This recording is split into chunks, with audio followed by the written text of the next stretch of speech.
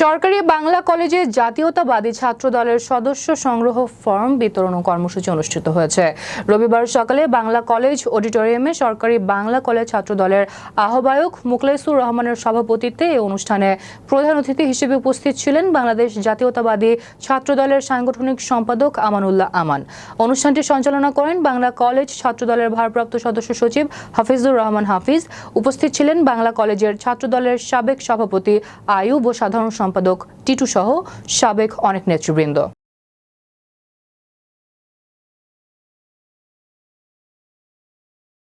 সাধারণ মানুষ যখন বিপদগ্রস্ত হয়ে পড়ছিল, ঠিক সেই সময়ে জাতির সংকট লগ্নে একজন মানুষ সাধারণ মেজর হওয়া সত্ত্বেও যিনি বাংলাদেশের সাধারণ মানুষের পক্ষে ওই রিভোল্ট বলে বাংলাদেশের স্বাধীনতার সূচনা করেছিলেন, তার গড়া সংগঠন জাতীয়তাবাদী ছাত্রদল।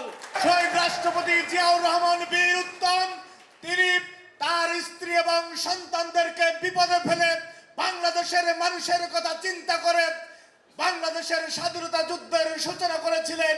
আমরা স্লোগানে বলে থাকি মেজর জিয়ার ঘোষণা, মুক্তিযুদ্ধের সূচনা। তার গড়া সংগঠনের নাম জাতীয়তাবাদী ছাত্রদল। আমি খুবই সংক্ষিপ্ত আকারে বলতে চাই, বাংলাদেশের গণতন্ত্র, বাংলাদেশের মানুষের কথা বলার অধিকার, সামাজিক ন্যায় বিচার, সাম্য, মানবিক মর্যাদা যতবার সংকটে পড়েছে ততবার যেই সংগঠন বাংলাদেশে নেতৃত্ব দিয়েছে সেই সংগঠনের নাম জাতীয়তাবাদী ছাত্রদল। আমাদের আদর্শিক নেত্রী, বাংলাদেশের গণমানুষের আপসীন দেশনেত্রী বেগম খালেদা জিয়া যেই সংগঠনকে সন্তান তুল্য ভাবে লালন পালন করেছেন, তার আদর্শে লালিত হয়ে বেড়ে ওঠা সংগঠনের নাম জাতীয়তাবাদী ছাত্রদল।